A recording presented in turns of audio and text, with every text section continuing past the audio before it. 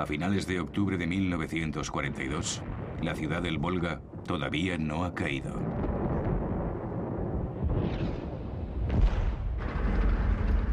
El Führer anuncia a los alemanes: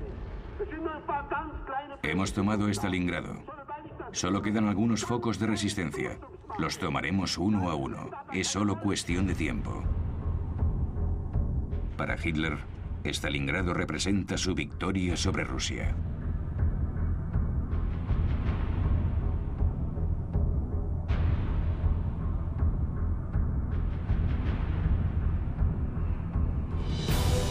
Apocalipsis. La Segunda Guerra Mundial.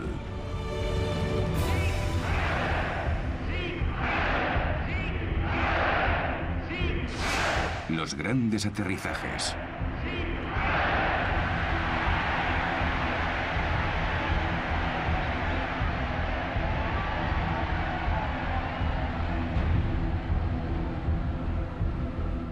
Tras 2 años de lucha en Rusia, los alemanes han amenazado con derrotar al gigante del Este.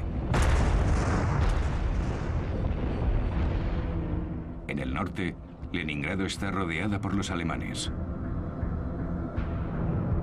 Ha pasado 1 año desde que los alemanes entraran en esta ciudad del norte. En el centro, Moscú, la ciudad objetivo, sigue estando al alcance de los alemanes.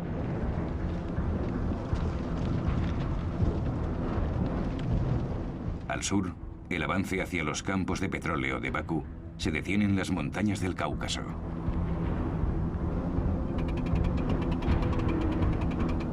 En Stalingrado los soviéticos resisten. En contra de las declaraciones de Hitler, los barcos soviéticos continúan cruzando el Volga, llevando refuerzos. Todos los días, millares de jóvenes rusos, a veces sin armas ni entrenamiento militar, desembarcan en las orillas del río.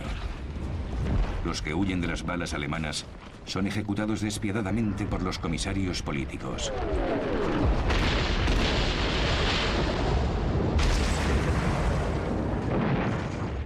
El 7 de noviembre, el aniversario de la revolución, los soldados sitiados que defienden Stalingrado y las tropas soviéticas de todo el frente escuchan a su comandante en jefe, Stalin, hacer una declaración asombrosa. Mañana habrá celebraciones en nuestras calles. Y en efecto, el general Zhukov, el hombre que salvó Moscú, tiene un plan para mantener esos focos de resistencia luchando hasta el final, para retener a las tropas alemanas del general Paulus dentro de Stalingrado. Al otro lado del Volga, Zhukov está montando en secreto un ejército entero. El país ha sido devastado. 1/4 parte del territorio se ha perdido, pero toda la Unión Soviética trabaja duro para darle a ese nuevo ejército las enormes cantidades de equipamiento necesario. Las fábricas desmanteladas y desplazadas hacia los montes Urales trabajan 24 horas al día. En este esfuerzo se sacrificarán vidas. Estamos en invierno de 1942. Las mujeres que trabajan en esos crueles talleres sin calefacción sufren hambre y frío. Muchas morirán de agotamiento. Pero la producción industrial del país se multiplicará por 10. Los Estados Unidos proporcionan enormes cantidades de ayuda a la Unión Soviética. Los aliados pueden reducir la amenaza de los submarinos alemanes en el Atlántico Norte, formando convoyes protectores hacia puertos soviéticos como Murmansk. El anticomunismo se pone en suspenso. Para los americanos, Joseph Stalin es ahora el tío Joe, y para los británicos, el viejo Joe. Los rusos reciben enormes cargamentos de jeeps, tanques, aviones y camiones, e incluso latas de carne en conserva. Cuando abren las latas de carne, los soldados rusos bromean: abrimos el segundo frente. Además de Stalin, todo el mundo espera que los aliados hagan algo más que aliviar su difícil situación. En Egipto, sin embargo, los británicos son amenazados por los alemanes. Rommel, a quien Hitler acaba de promocionar a mariscal de campo tras sus victorias en el desierto, y su ejército de tanques de los Afrika Korps se acercan peligrosamente al canal de Suez. Han llegado a El Alamein. El Imperio Británico corre peligro.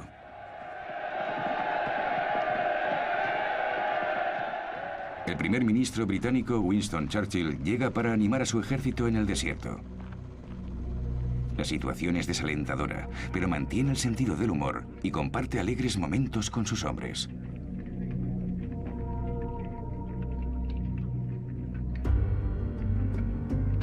Se acaba de recuperar de su primer infarto.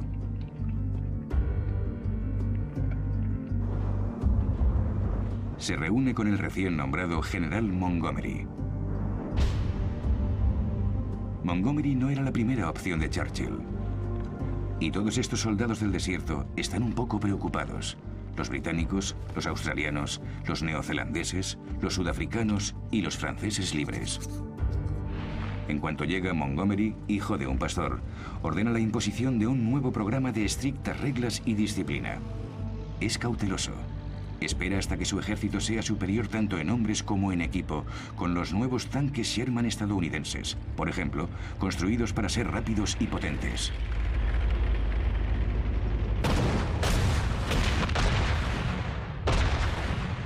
Montgomery lanza su ofensiva con un ataque de artillería preliminar, seguido de un enorme asalto con tanques. Pero las armas blindadas 88 alemanas causan grandes bajas. Los soldados de Rommel contraatacan implacablemente.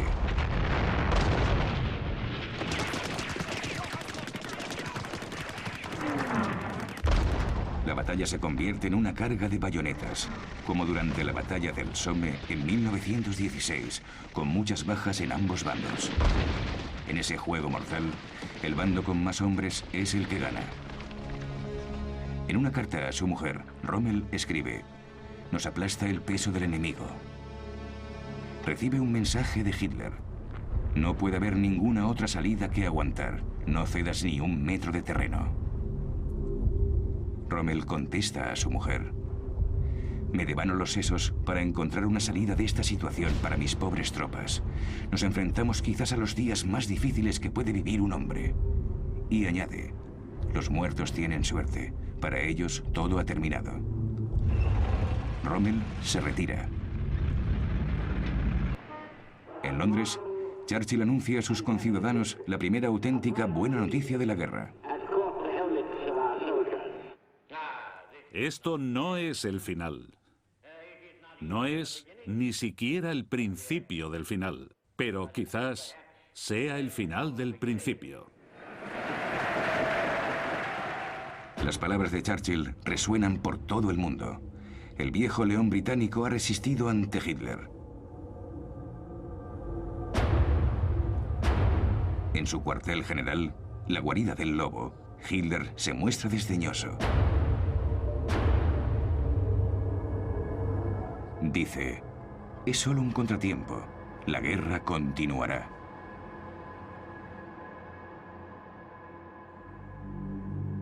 Y lo hace. Los aliados abren un nuevo frente en el norte de África, el primer paso para controlar el Mediterráneo. Igual que en 1917, las tropas estadounidenses zarpan y cruzan el Atlántico. El escritor francés Antoine de Saint-Exupéry, que estaba exiliado en Nueva York, volverá de Estados Unidos en uno de esos convoyes militares. El autor del Principito escribe: "Amigos estadounidenses, me gustaría haceros justicia. 50.000 soldados han ido a la guerra, no por los Estados Unidos, sino por la humanidad, por el respeto humano por la libertad humana y la grandeza humana".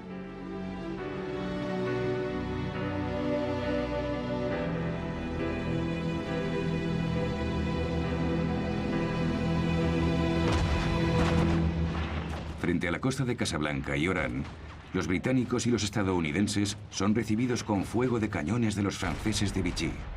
Contraatacan. El norte de África sigue controlado por el régimen de Vichy, que colabora con los alemanes. La lucha es violenta y las fuerzas de Vichy sufren grandes daños. El líder de la Francia libre, el general de Gaulle, da un discurso en la radio de Londres. A los líderes, soldados, marineros, pilotos, funcionarios franceses, colonos franceses en el norte de África, alzaos. Ayudad a nuestros aliados. Uníos a ellos sin dudarlo. Tras 2 días de lucha contra los liberadores, las armas se callan.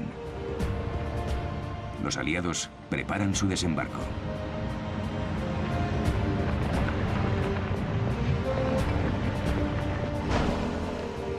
En Argel, el pragmático comandante en jefe estadounidense, el general Eisenhower, negocia con el comandante militar del régimen de Vichy, el almirante Darlene.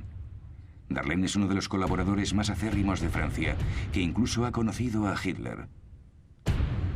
Decide cambiar de bando, y las fuerzas francesas de Argelia y Marruecos se unen a los aliados. Unas semanas después, Darlene será asesinado por un luchador de la resistencia francesa. Muchos de los franceses del norte de África reciben a los estadounidenses con alegría. Los zuavos y el ejército francés de África también se muestran aliviados. No querían disparar a los estadounidenses. De hecho, pronto estarán luchando codo a codo con ellos, casi como todas las colonias francesas. Y también los soldados indígenas, como les llaman continuamente, que formarán las unidades marroquíes y argelinas.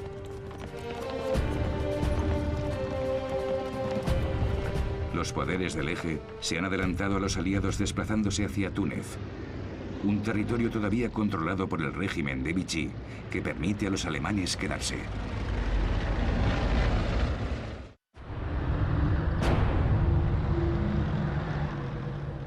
Rommel se retira hacia Túnez. 2 días después, para asegurar la costa mediterránea, Hitler invade el sur de Francia, hasta entonces la zona libre sin ocupar. Las órdenes de Hitler son tomar el puerto de Tolón, donde está basada la mayor parte de la marina de Vichy. Con su frágil autonomía en peligro, los almirantes de Vichy deciden deshacerse de su flota. Hunden sus propios barcos para evitar que caigan en manos de los alemanes o los aliados. Ese es el trágico resultado de la política del régimen de Vichy, y no son buenas noticias para Hitler.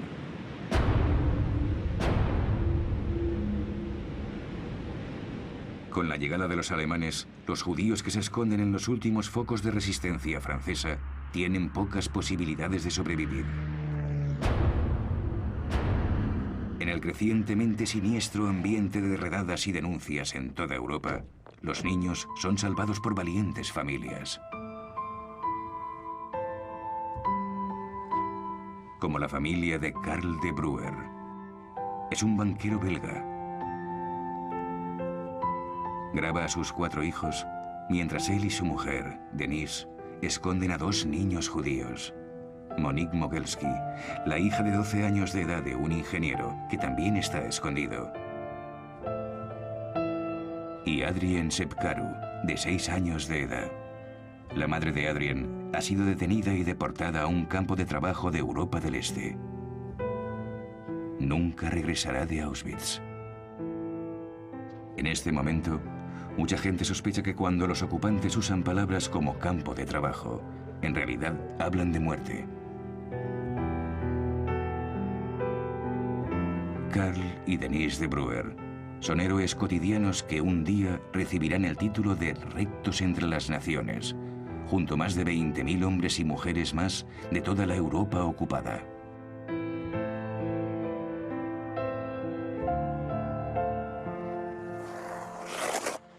A 3.000 kilómetros de distancia, en las afueras de Stalingrado, los alemanes disfrutan de un breve respiro tras las líneas antes de volver a la lucha contra los soviéticos para eliminar los focos restantes de resistencia.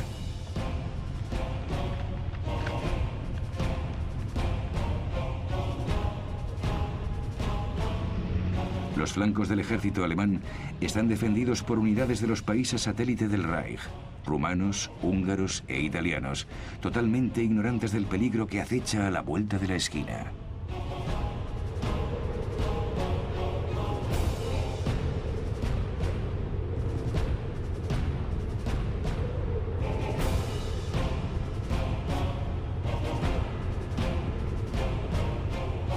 A unos pocos kilómetros, las tropas soviéticas se preparan para atacar.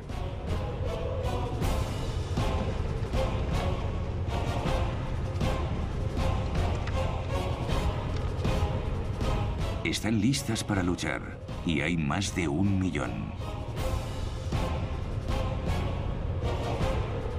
Van a atacar a las unidades más débiles del enemigo para poder rodear al ejército alemán que ocupa Stalingrado.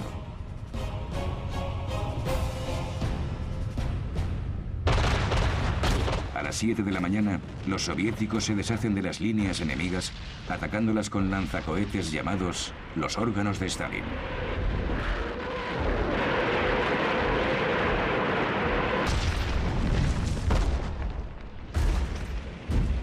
El enorme ejército de Zhukov lanza la ofensiva.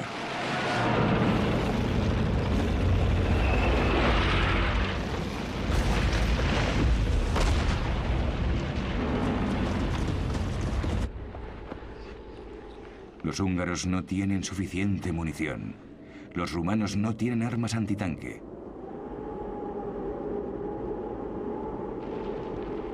Ellos, al igual que los italianos, han perdido una gran cantidad de hombres.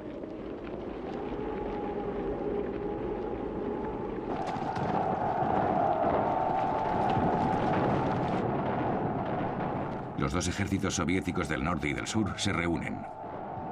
Los cineastas soviéticos utilizan sus habilidades para glorificar el momento.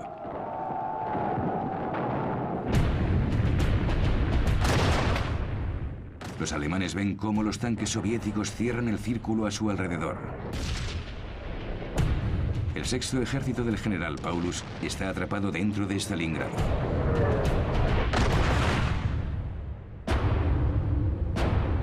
Hitler está en el Berghof, su retiro de Berchtesgaden, en los Alpes bávaros, donde le informan sobre la ofensiva soviética.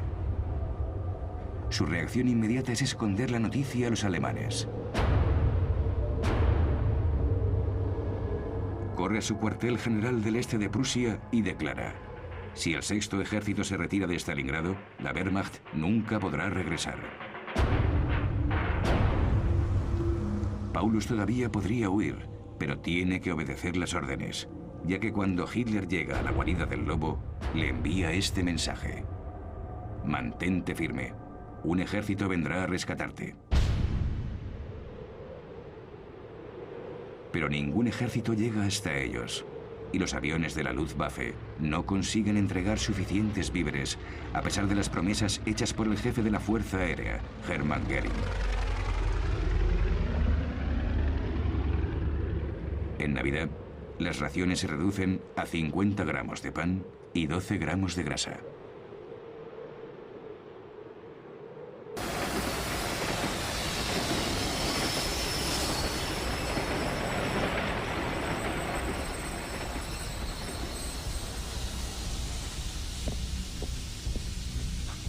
Mussolini, que acaba de perder un ejército en Stalingrado, busca una manera de desviar la atención alemana de vuelta al norte de África.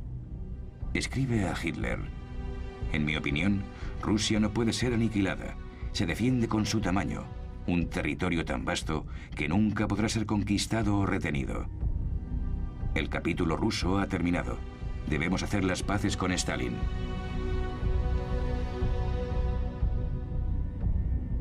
¿Qué hará Hitler? Negociar sería admitir que la campaña en Rusia ha sido un gran fracaso. Los acontecimientos futuros, sin embargo, no dejarán más opción a Hitler. Roosevelt, el presidente de Estados Unidos, ha llegado a Casablanca, en Marruecos, para asistir a una de las reuniones más importantes de la historia moderna. Él y Churchill quieren aclarar la difícil cuestión de la política francesa. Roosevelt quiere excluir a De Gaulle, que desde 1940 ha estado declarando su legitimidad como líder del movimiento de resistencia francés. Roosevelt dice: el general De Gaulle es un soldado, un patriota, y está entregado a su país, pero por otro lado, también es un político y un sectario, y creo que tiene todos los atributos de un dictador. Roosevelt prefiere invitar a otro de los grandes líderes franceses a Casablanca, el general Giraud. Hecho prisionero en 1940, acaba de escapar de Alemania y ha llegado al norte de África. Es la viva imagen de la gallardía. Churchill sigue apoyando a De Gaulle, a quien invita para intentar reconciliar a los dos generales rivales, cosa nada fácil. Roosevelt y Churchill llegan a un acuerdo. La futura cooperación entre los dos adversarios es necesaria para poder salvar Francia. Es evidente que Roosevelt siente más cariño por Giraud que por De Gaulle.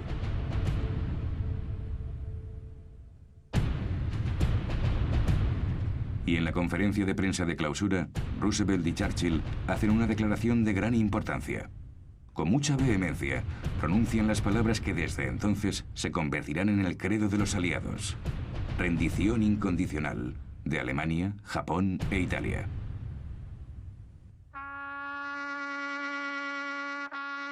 No habrá más negociaciones. Los aliados seguirán luchando contra los poderes del eje hasta el final. El precio en vida será alto, y muchos creen que esa postura radical, cuyo propósito es tranquilizar a los soviéticos, solo servirá para incrementar la devoción alemana hacia su Führer.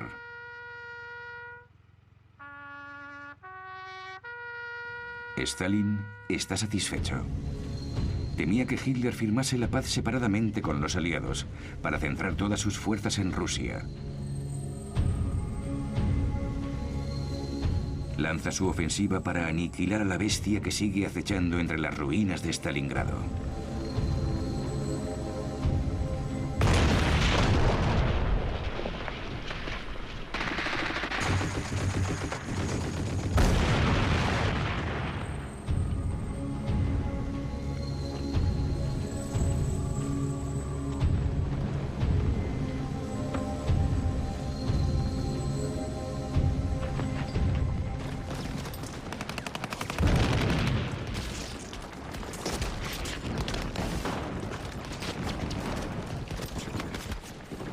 Más allá de la bandera roja está la tienda Univermag, donde el comandante del Sexto Ejército, el general Friedrich Paulus, está atrincherado. Sus hombres se rinden.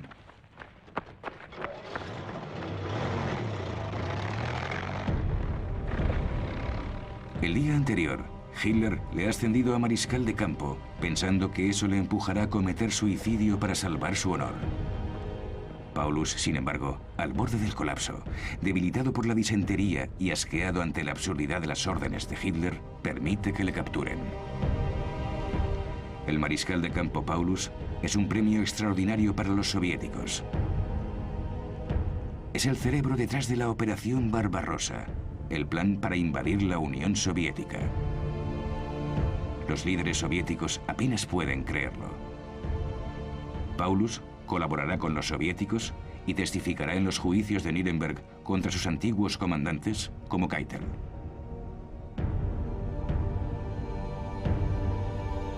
Cuando sea liberado en 1953, se instalará en Alemania del Este. Su reacción es principalmente un rechazo a las escandalosas políticas de Hitler. La mayor parte de sus hombres piensan lo mismo. Hitler puede irse al diablo. Los prisioneros alemanes se atreven a pronunciar las pocas palabras rusas que saben. Queremos irnos a casa.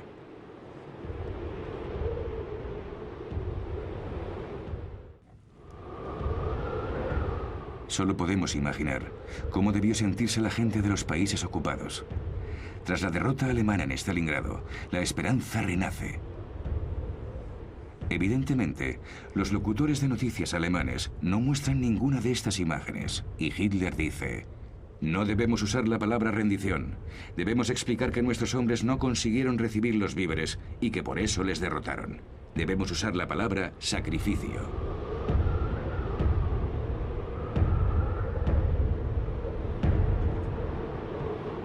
Los nazis quieren convertir este desastre nacional en una oportunidad de animar al pueblo alemán. El ministro de Propaganda, Goebbels, asume la tarea de movilizar toda la energía y los recursos de la nación para ese fin. Yo os pregunto, ¿queréis la guerra total? Sí. ¿Una guerra todavía más total y más radical que cualquier cosa que podamos haber imaginado? Sí. Alzaos, que estalle la tormenta. Alemania. Alemania por encima de todo el mundo. Alemania. Alemania por encima de todo.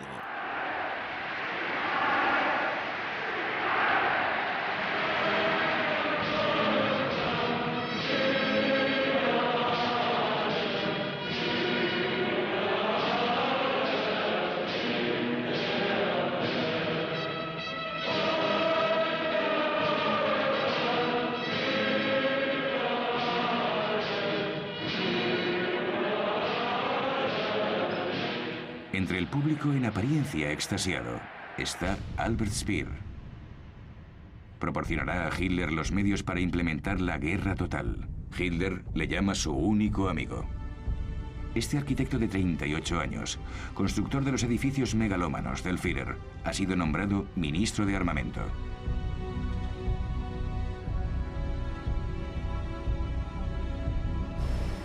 Speer da una nueva fuerza a la industria de guerra alemana. Es un hábil organizador y, por encima de todo, un nazi convencido. Bajo sus órdenes, 4 millones de civiles extranjeros o judíos serán reunidos y se les hará trabajar hasta el agotamiento o la muerte. Después de Rusia y Polonia, la Francia ocupada es el país que proporciona a los nazis el mayor número de trabajadores. El régimen de Vichy instaura un servicio de trabajo obligatorio y recluta 600.000 trabajadores franceses para Alemania.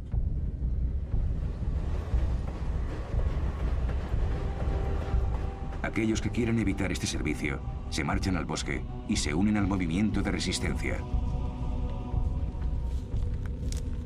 La canción de este grupo es la canción del partisano. Amis, entends-tu le cri noir des corbeaux sur nos plaines? Amis, entends-tu les cris sourds du pays qu'on enchaîne? Oh, et partisans, ouvriers et paysans, à vos armes. Los grupos de resistencia clandestina se han creado en todos los países ocupados. Montez de la mine, descendez des colliers, camarades. Sortez de la paille, les fusils, la mitraille, les grenades. Oui, les tueurs à la balle et au couteau, très vite. Oui, saboteurs, attention à ton fardeau, dynamite. C'est nous qui brisons les barreaux des prisons pour nos frères. Si nous battus, nous marchons et nous tuons, nous crèvent. Ami, si tu tombes, un ami sort de l'ombre à ta place.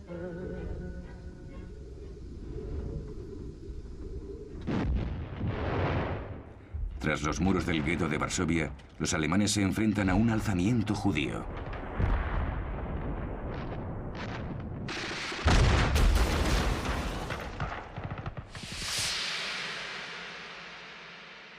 Antes de la guerra, el gueto de Varsovia era un barrio vivo, abierto, filmado en color por un turista estadounidense.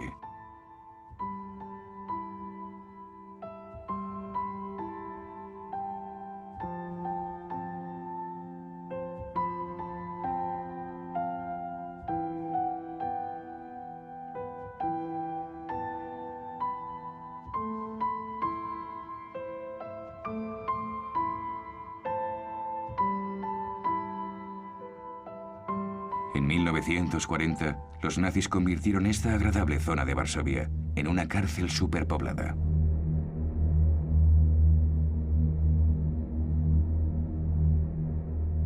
Esta mujer grita de dolor, llevando a un niño muerto por las calles.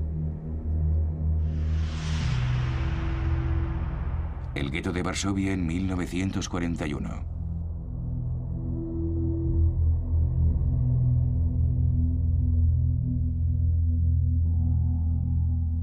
El gueto en 1942.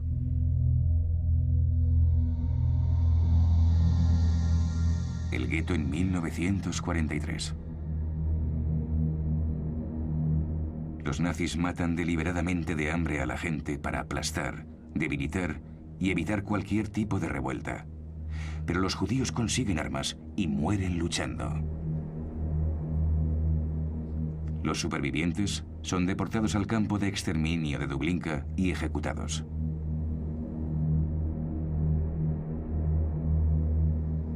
El gueto es arrasado completamente.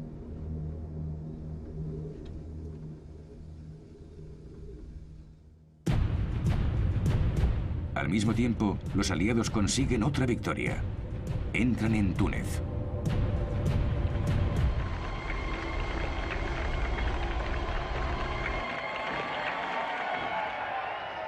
Detrás de estas puertas, los alemanes ya habían iniciado políticas para perseguir a los judíos en Túnez durante su corta ocupación. Los judíos aprovechan la oportunidad para quitarse las estrellas amarillas.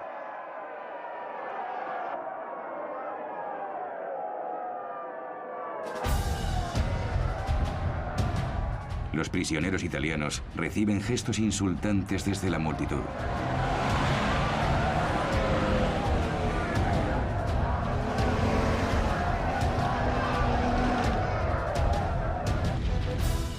Rommel, que sigue en Túnez, es filmado por un oficial alemán antes de abordar uno de los últimos aviones que parten hacia Alemania. En marzo de 1943 escribe: he recibido instrucciones para coger una baja por enfermedad y volver a ponerme en forma. Todos mis esfuerzos para salvar a mis hombres y devolverles al continente han sido infructuosos. El Führer ha dado órdenes de mantener el mayor secreto en lo que respecta a mi vuelta a Alemania. Mi reputación militar debe seguir sirviendo como medida disuasoria.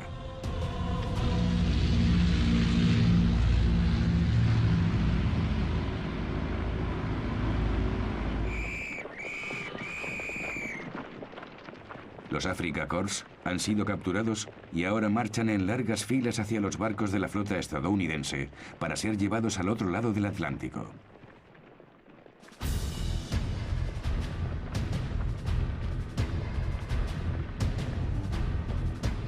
Durante la guerra, 380.000 alemanes serán enviados a Canadá y Estados Unidos, desde donde es imposible escapar.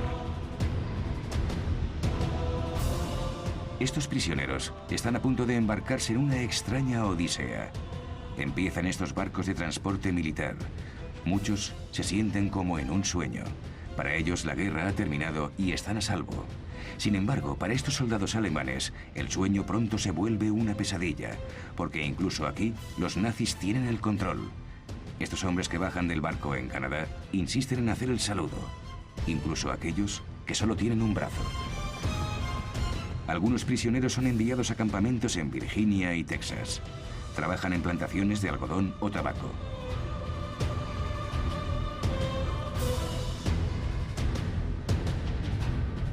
En estas barracas, la ley nazi continúa aterrorizando a los prisioneros.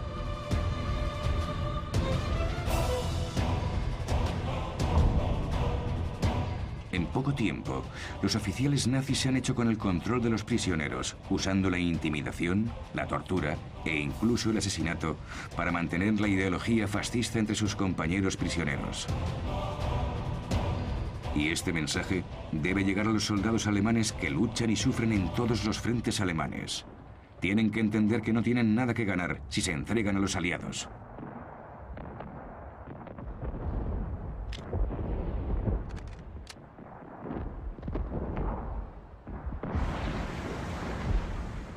En el frente oriental, desde la caída de Stalingrado, la Wehrmacht no vuelve a ser la misma.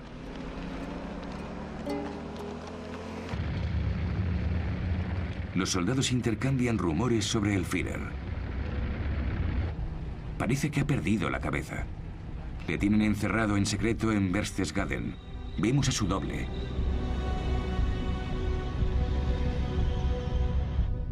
Pero no.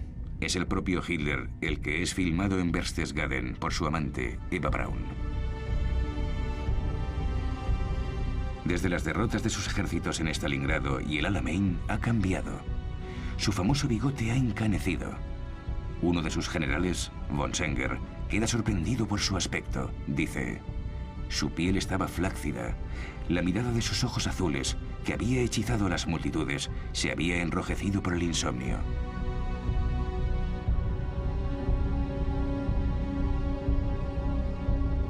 De hecho, su médico, el Dr. Morrell, le ha preparado unas gotas de cocaína.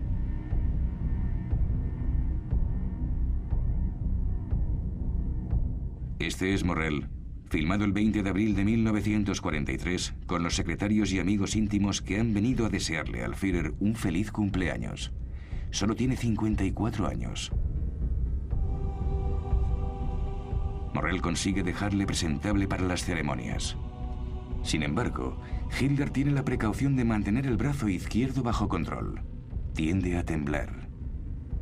Ya muestra síntomas del mal de Parkinson.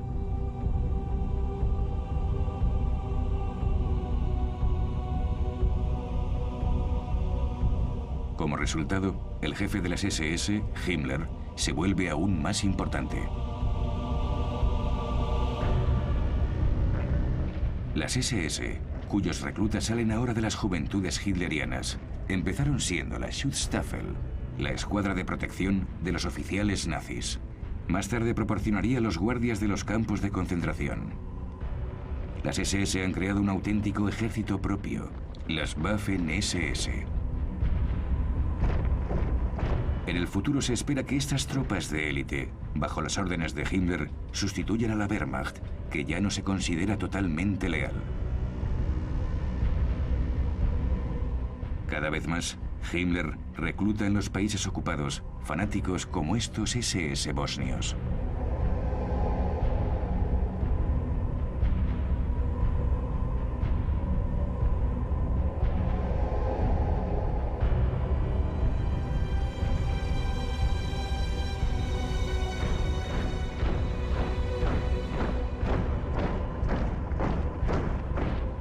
En las zonas ocupadas de Rusia, las SS tampoco tienen ningún problema para reclutar 2 divisiones de cosacos, que durante la época de los zares ya eran conocidos por sus sangrientos programas antisemitas.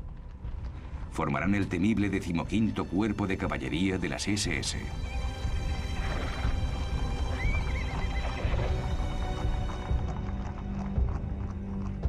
En cuanto a la Wehrmacht, alistará 1 millón de prisioneros soviéticos sin más opción. Pueden morir de hambre o luchar junto a los alemanes. Algunos, como el exgeneral soviético Andrei Blasov, también están en contra de Stalin. Tras el sitio alemán de Leningrado, Blasov fue hecho prisionero y cambió de bando. Será él quien dirija el Ejército de Liberación ruso, bajo la bandera de la Wehrmacht. Los alemanes dotan a esta legión extranjera con sus mejores equipos, como el tanque Tigre, diseñado por el brillante ingeniero Ferdinand Porsche. Con su cañón de 88 milímetros, el Tigre es el más temido de los tanques alemanes.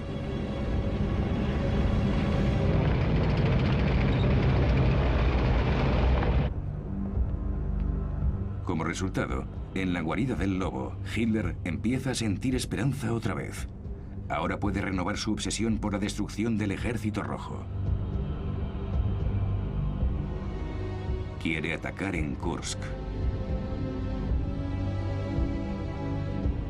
Los rusos han empujado hacia adelante las líneas de frente y Alemania lanzará una enorme ofensiva veraniega, la Operación Citadel, la mayor batalla de tanques de la historia. 2.700 tanques alemanes se preparan para luchar contra 3.600 tanques soviéticos. La superioridad técnica del Tigre alemán parece ser abrumadora.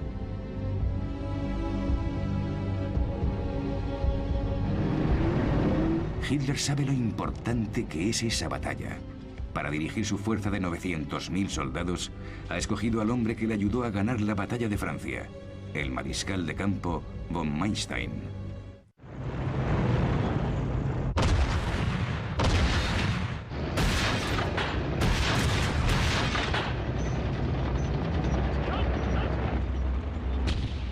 La ofensiva encabezada por los tanques Tigre cruza las líneas soviéticas, pero se encuentra con una brutal defensa antiblindaje preparada por los soviéticos y una densa concentración de tanques.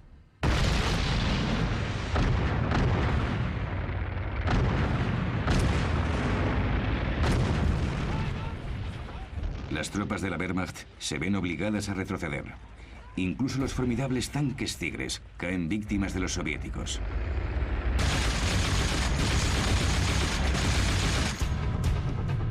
Y los soviéticos tienen un arma secreta. Los británicos han conseguido capturar y decodificar la máquina de encriptación alemana llamada Enigma, y ahora pueden leer las órdenes alemanas más secretas. El poderoso servicio secreto soviético en Gran Bretaña ha conseguido transmitir los planes de operación decodificados a Moscú.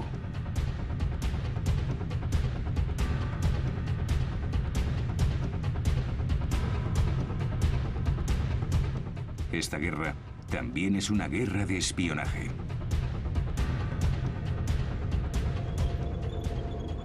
En Kursk, el resultado es devastador para los alemanes, que ya han perdido 50.000 hombres en la batalla.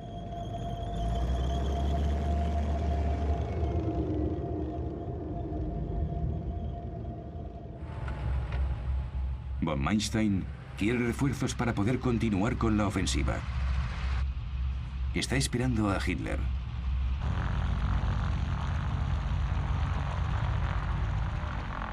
Inmediatamente le dice: hemos sufrido bajas, pero los rusos también, incluso peores. Hitler parece dudar. Murmura unas cuantas necedades. Von Manstein escribirá: me parece bastante débil. Esta impresión se confirma cuando von Manstein le muestra a Hitler las cifras de bajas de Kursk. Desde el principio de la guerra, 2 millones de soldados alemanes han muerto, han resultado heridos o han desaparecido en combate. Hitler nunca podrá llenar ese vacío. Las cosas están ahora muy lejos de las victorias de las campañas de guerra relámpago, el Blitzkrieg de la batalla de Francia. Kursk es el auténtico punto de inflexión de la guerra porque Hitler pasa a la defensiva. Superado por la paranoia, insiste en que haya escenógrafos presentes. Von Manstein no cree que todo esté perdido, pero Hitler no está de acuerdo.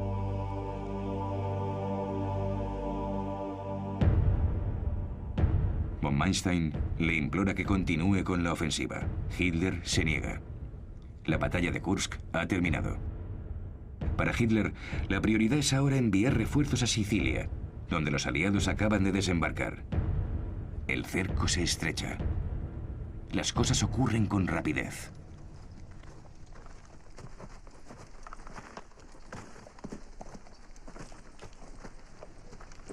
Todo lo que puede hacer Hitler es intentar contener el avance aliado. Pero es incapaz de evitar la caída de Mussolini, lo que lleva a Italia a rendirse y a cambiar de bando.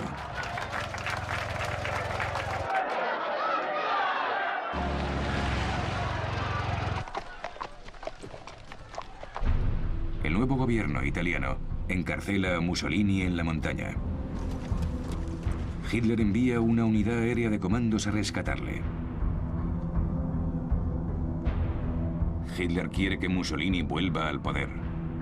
Le envía de vuelta a Italia para restablecer su régimen fascista con ayuda del ejército alemán. Los alemanes invaden Italia y no tienen escrúpulos en asesinar a sus antiguos aliados que intentan resistirse. Los alemanes empiezan inmediatamente a perseguir a los judíos en Roma, Milán, Génova, Florencia y Trieste. La mayor preocupación de Hitler es evitar cualquier otro desembarco en Italia y sobre todo en Francia. Esa es la idea detrás de la Fortaleza de Europa, cuyo emblema es el Muro Atlántico, un impresionante sistema de fortificaciones que se extiende desde Noruega hasta la frontera española. Rommel está a cargo de la defensa de la Fortaleza de Europa. Dice: es absolutamente necesario que empujemos a los británicos y los estadounidenses fuera de las playas. Después será demasiado tarde. Las primeras 24 horas de la invasión serán decisivas. Será el día más largo.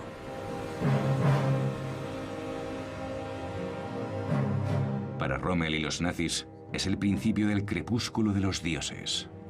Los últimos meses de la Alemania nazi.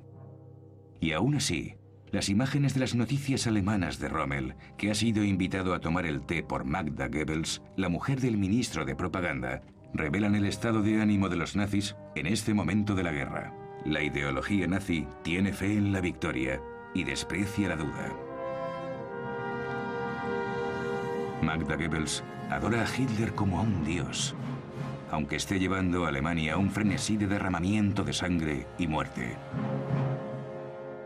Magda Goebbels le ha dado a sus 6 hijos nombres que empiezan por la letra H, como Hitler: Helga, Hildegard, Holding, Helmut, Hedwig y Heidrun. Los matará a todos uno a uno el último día del Reich.